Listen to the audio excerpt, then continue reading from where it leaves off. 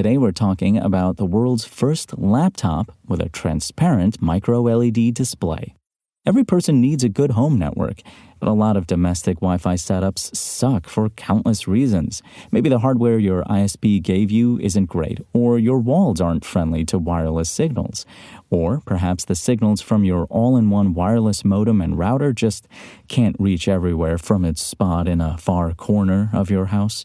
It's these maladies that mesh systems deal with, a distributed set of smaller Wi-Fi nodes that are spread around your home, pushing internet into every corner. Mesh routers aren't new, and we've reviewed plenty, but now we're building a one-stop shop for everything you need to know in order to find the best buy for you. That's because Wi-Fi 6E is mature and affordable enough to offer transformative wireless performance for everyone. After testing a number of systems for connection consistency, dead zones, general ease of use, and more, we've collected our top picks for the best Wi-Fi 6 mesh systems you can get today. Check out the entire list at Engadget.com.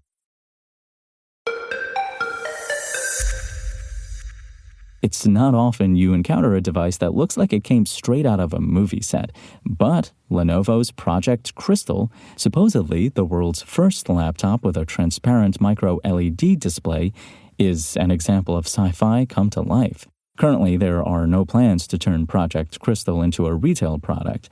Instead, Lenovo's latest concept device was commissioned by its ThinkPad division to explore the potential of transparent micro-LED panels and AI integration.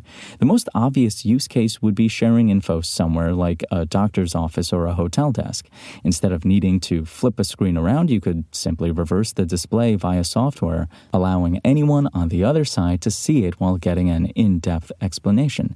When combined with the camera built into the rear of the system, Lenovo says there could be possible AR applications. One example would be to use the camera to identify an object, similar to Google Lens. And with its transparent display, it should be possible to take that idea a step further by overlaying a diagram or schematic on top of the object for things like troubleshooting or repair. But the best thing about Project Crystal is that Lenovo bothered making it at all. Currently, even standard micro-LED displays are extremely expensive, with those panels typically reversed for cutting-edge gadgets like Samsung's The Wall or Apple's Vision Pro, and see-through versions have only been seen as concepts, like on the transparent micro-LED TV Samsung showed off a couple of months ago at CES 2024. In person, the transparency effect is bewildering. When closed or when its display is off, Project Crystal's screen almost looks like an ordinary piece of glass with a slight brownish tint. But at a moment's notice, the whole thing lights up like a battleship. Nominal brightness goes all the way up to 1,000 nits, with Lenovo saying peaks can go as high as 3,000 nits, which would make it brighter than the new Galaxy S24 family. And despite being made of multiple layers, the panel is extremely thin, which helps blur the line between the digital and analog worlds. Lenovo says it's also considering adding some sort of contrast layer so it can turn into a traditional opaque display at the touch of a button. However, for a relatively large 16-inch display, its resolution isn't super high, so if you look closely, you can see individual pixels. Another design twist is that instead of a traditional keyboard, Project Crystal features one of Lenovo's touch-based replacements similar to those on older yoga books. Unfortunately, it still suffers from a lot of the same issues. The most obvious example of this is that your hands drift while typing because there's no tactile feedback, which leads to decreased accuracy. Lenovo says AI may be able to address that in the future by learning a person's typing habits and then using that info to account for your hands straying from the home row.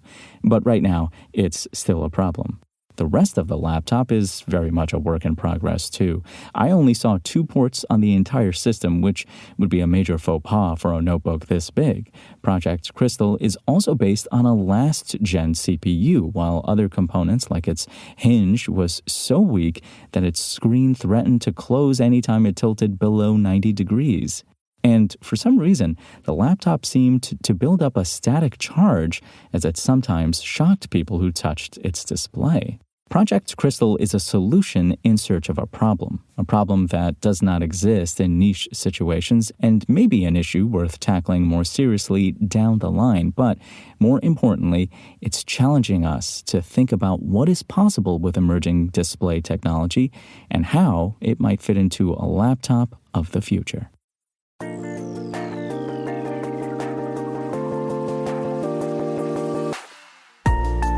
Thanks for listening to the show. Make sure to rate, review, and subscribe on Apple Podcasts.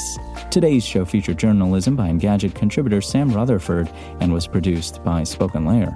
I'm Imran Sheikh, and we'll talk more tomorrow.